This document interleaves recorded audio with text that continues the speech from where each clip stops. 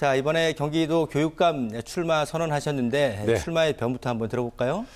네, 지금 우리 한국 교육은 대전환의 어떤 시점이라고 생각합니다. 네. 기존의 산업 사회의 패러다임에서 이제 미래 사회로 좀 더 많은 변화가 필요한 질적 변화가 필요한 시점에서 제가 교육에 대한 다양한 관점, 연구, 행정 경험 토대로 해서 이런 위기에 또는 대전환의 경기 교육에서 리더로서 정말 그 험로를 헤쳐나갈 그런 선장으로서 제가 나가야 되겠다는 그런 생각했습니다. 예, 예. 기회로 만들 수 있는 후보만의 이제 강점을 좀 꼽아본다면 뭐 유초, 중등 그리고 대학 교육까지 모두를 이제 다 이렇게 경험하신 그런 세월들이 있었고 또 문재인 정부 초대 한국교육과정 평가원장을 또 4년이나 역임을 하셨더라고요. 최장수로. 뭐 이런 점들이 강점으로 좀 꼽히지 않을까. 이른바 교육 전문가다 이렇게 자칭, 타칭 이렇게 표현이 되고 있는데 그런 부분들을 좀 강점으로 꼽아보면 될까요? 그렇습니다. 이 교육학을 전공을 했다는 뿐만 아니라 저는 이제 사범대를 나오고 고등학교 교사 생활하고 연구소에 또 한 7, 8년 있었고요. 가톨릭 대학의 교육학 교수로 22년 있었고 네.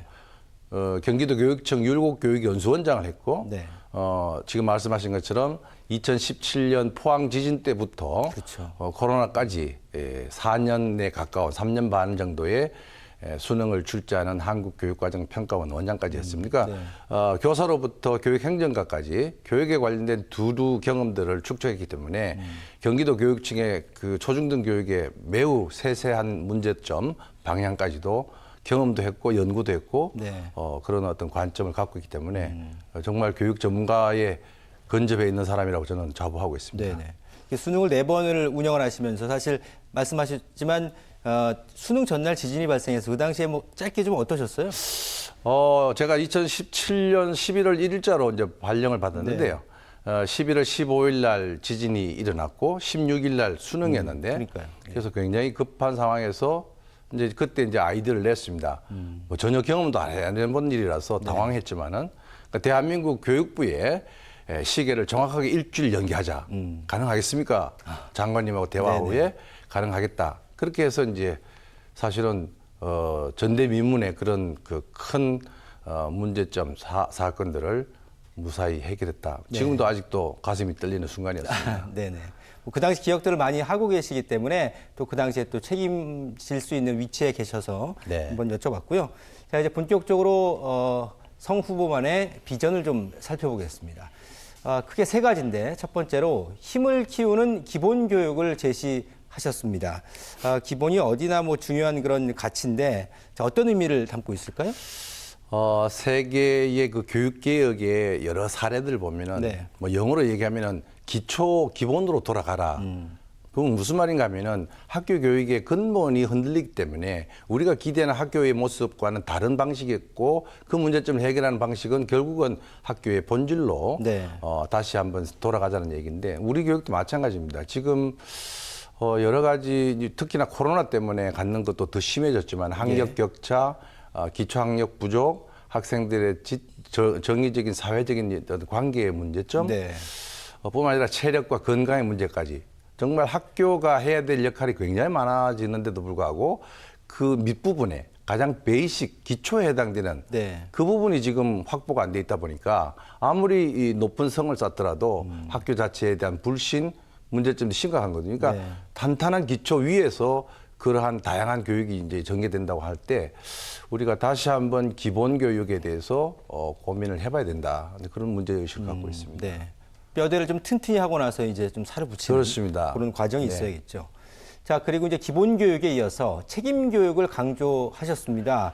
학교가 내 아이를 어떻게 책임져야 하느냐 이 부분이 될 텐데, 자, 어떤 의미가 있을까요? 그래서 이제 이 공교육이라고 하는 그 용어를 한번 생각해 보면요. 네. 국가가 국민들의 기본권인 이 교육에 대한 사실은 책임을 갖고 있는 거죠. 네. 최근에 와서는 돌봄까지도 학교 교육의 영역이라고 이제 들어가고 있는데 돌봄에서부터 사실은 이제 고등학교 또 진로 적성해서 이후에 취업까지 사회생활까지 모두를 책임져야 되는 구조니까 그러한 책임을 학교가 과연 다지고 있느냐. 누수 현상이 좀 심하다고 봅니다. 네. 물론 사교육의 문제들도 있지만은 학교 교육을 잘 들여다보면은 학교가 해야 될 일들 중에서 그런 사회적 책무성, 교육 격차의 문제, 계층 간의 불평등에 대한 문제, 소위 말해서 공교육의 찬스를 살려야 되는데 오히려 엄마 찬스, 부모 찬스로 가고 있는 거죠. 죄송합니다.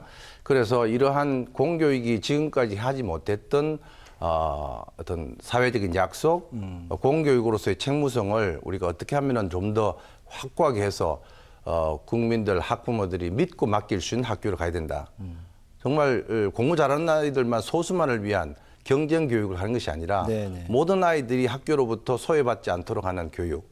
저는 그게 굉장히 중요한 공교육의 상징이라고 생각하고 예, 예. 그것을 좀 더 점검하고 강화해 나가야 됐다는 생각을 네. 합니다.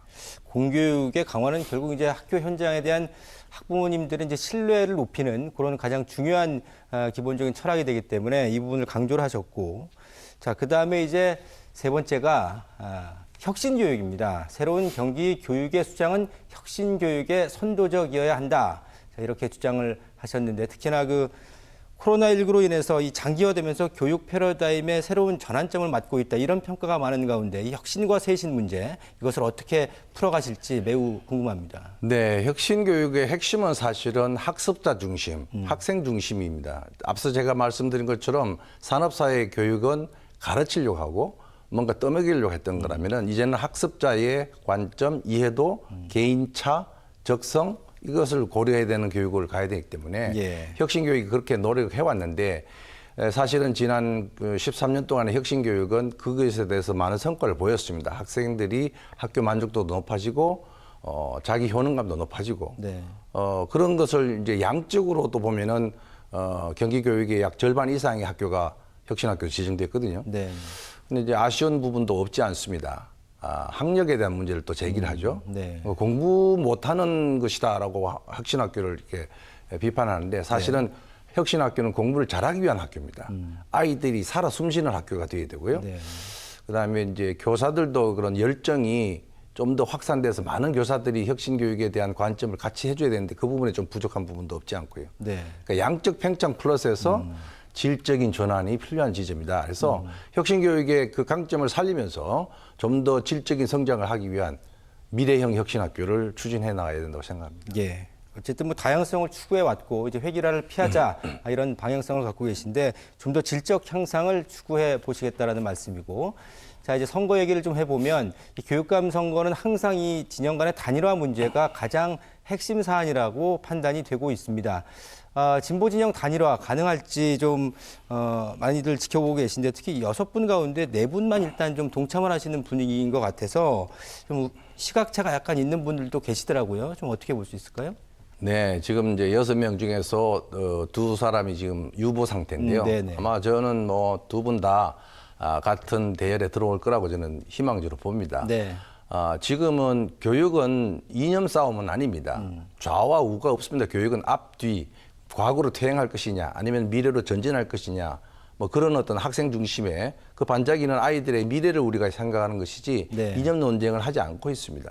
그렇다면 같이 단일 대우로 가서 혁신 교육을 지키고 교육에 대한 정말 본질을 살릴 수 있는 그런 방향으로 가야 되는데 아직까지 2명 들어오지 않고 있습니다. 그래서 희망컨대는 좀 더 큰 틀에서 우리 아이들의 미래를 생각하면서 같은 모양새로 같이 갔으면 좋겠다는 생각합니다. 예. 그리고 이 맞은편 쪽에서 이제 중도 보수 쪽이죠. 그 임태희 전 한경대 총장이 또 출사표를 냈더라고요. 이 출마에 대해서 조금 일각에서는 반대의 목소리도 상당합니다. 일단 뭐 정치권에 좀 오래 계셨고 이제 교육계에는 좀 최근에 계셨기 때문에 이 부분에 대해서는 어떤 입장을 갖고 계신가요?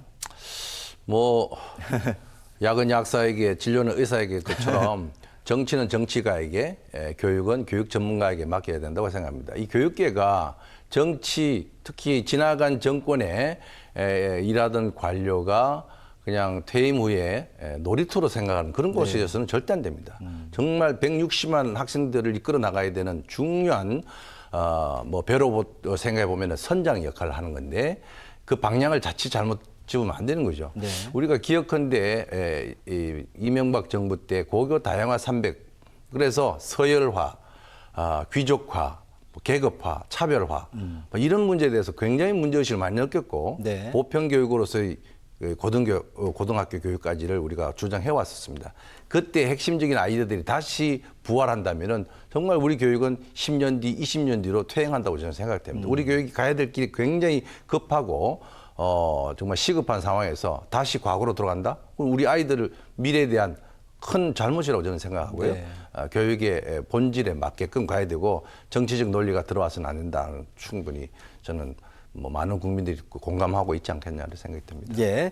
자, 시간이 벌써 다 됐습니다. 이제 끝으로 경기 도민분들에게 전하고 싶은 또 당부하고 싶은 말씀 한 30초 정도 하시면 될 것 같습니다. 네. 네, 지금 코로나19로 인해서 학교가 굉장히 어려움을 많이 겪고 있습니다. 모든 우리 시민도 국민들의 삶도 황폐화되어 있는 상황이지만요. 하루빨리 황폐화된 어떤 학교 교육, 코로나19의 그 문제점들을 극복해야 됩니다. 저는 만약에 교육감으로서 일을 시작하게 된다면은 제일 먼저 학생들의 지적, 정의적, 신체적인 이런 코로나 후유증을 치유를 하는데 그게 모든 에너지를 다 쏟을 것 같습니다. 그렇지 않으면은 그 결손이 앞으로 미래의 아이들의 성장에 큰 걸림돌이 된다고 생각합니다.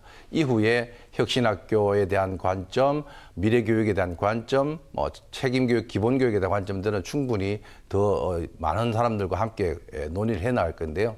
어떤 학교 교육의 위기를 좀 더 전환시켜서 기회로 만들고 밝은 학교가 다시 되찾을 수 있도록 웃음을 되찾을 수 있도록 그렇게 열심히 노력하겠습니다. 네.